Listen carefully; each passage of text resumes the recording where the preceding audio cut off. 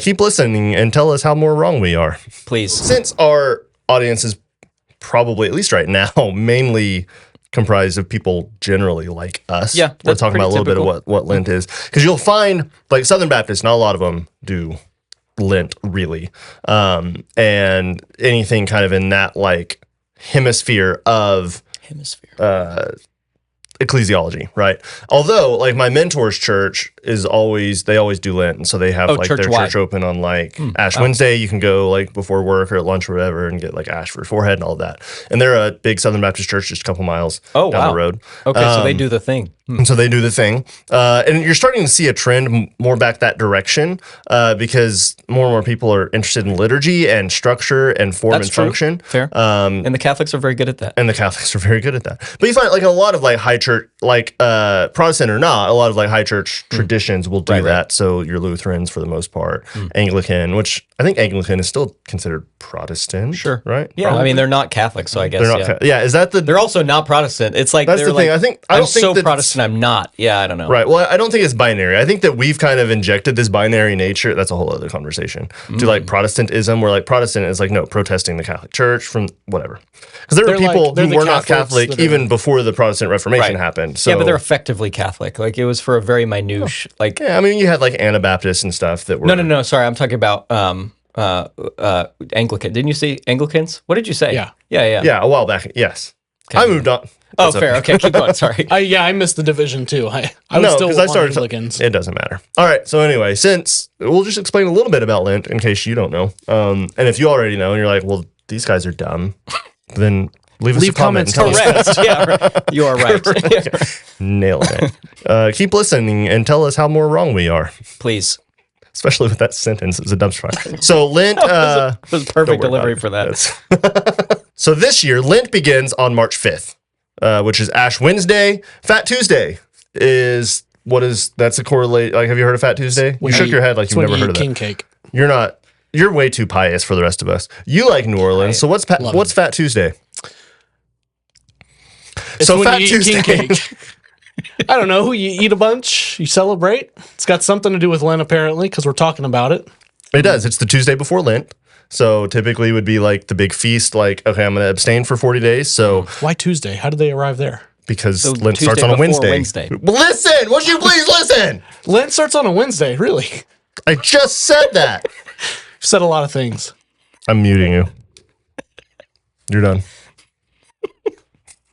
I can see the red light. It's true. Fat Tuesday. Take that, nerd. Fat Tuesday begins the Tuesday before Lent, which begins on Ash Wednesday. That's why it's called Ash Wednesday, because it's on a Wednesday. That's why they did that. With the mark on their head. That's why why you got to use they? That's exclusive terminology. Sorry, them. Dude, I can't with this episode, y'all. Oh, all right. Fat Tuesday is also when Mardi Gras starts. That's why I mentioned New Orleans. Yeah. Interesting. So it used to be, which means like Mardi Gras means Fat Tuesday in French. And so that used to be like, hey, we're going to celebrate. Like we're about to like give stuff up and abstain. It's going to be really, really good. But not tonight. But not tonight. But now, yeah. So now it's like gone all the way to the furthest possible extreme of just like, we're going to get wasted because we're not going to do this for another 40 days. And then it's now a whole week of like beads and things. It's kind of like I literally didn't know those were connected. Passover, That's right? crazy. Yep. Yeah. So Mardi Gras is like kicking off Lent. Yeah, because he was like, eat everything.